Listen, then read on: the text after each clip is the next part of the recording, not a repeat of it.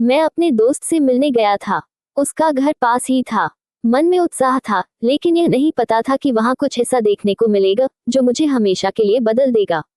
दरवाजे पर खड़ी आंटी ने मुस्कुराते हुए कहा, अरे बेटा, अंदर आओ। यहीं बैठ जाओ, तुम्हारा दोस्त अभी आता होगा।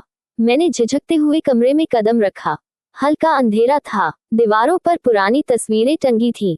कमरे के कोने में एक पलंग पर एक बूढ़े अंकल लेटे हुए थे। वो बेहद कमजोर दिख रहे थे। उनके होंठ कांप रहे थे और आंखों में दर्द साफ झलक रहा था।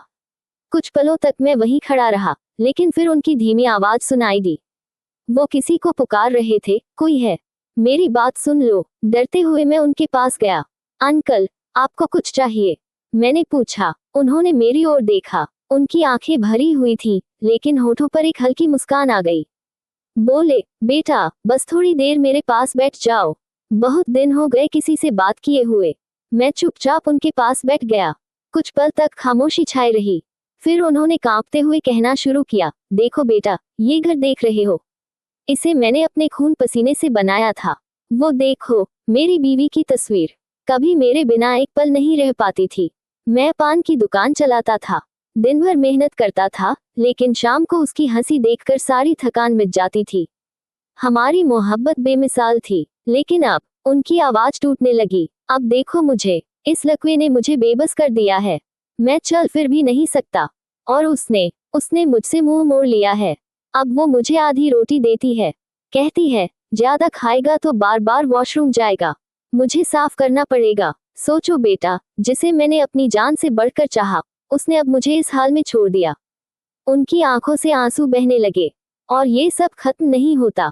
अब तो वो मेरे सामने किसी और मर्द को बुलाती है, उससे हंस हंस कर बातें करती है, और जब मैं विरोध करता हूँ तो कहती है, चुप रहो, नहीं तो मारूंगी। कुछ दिन पहले मैंने सुना, वो कह रही थी, इनसे कुछ नहीं होता, अब बिस्तर गंदा करते रहते हैं, खुदा इन्हें उठा क्यों नहीं लेता। उनकी आवाज कांप रही थी, आंखें दर्द से भर गई थी। सोचो बेटा, जिसे मैंने हर खुशी दी, उसने खुदा से दुआ मांगी कि मैं मर जाऊं, सिर्फ इसलिए कि अब मैं उसके किसी काम का नहीं रहा। मैं ये सब सुनकर सन्न रह गया। मेरे पास कहने के लिए शब्द नहीं थे। मेरे दिल में एक अजीब सी घुटन हो रही थी। क्या यही इंसानियत है? क्या यही प्यार है, जो सिर्फ तब तक रहता है जब तक किसी से फायदा हो? क्या वाकई मोहब्बत इतनी मतलबी हो गई है? ये कहानी सिर्फ उन बूढ़े अंकल की नहीं है। ये हमारे समाज के हर उस इंसान की आवाज है जो लाचार और बेबस हो गया है। हम सबको ये सोचना होगा कि क्या हम इस तरह की मोहब्बत और रिश्ते को बढ़ावा देंगे, या इंसानियत को फिर से जिंदा करेंगे।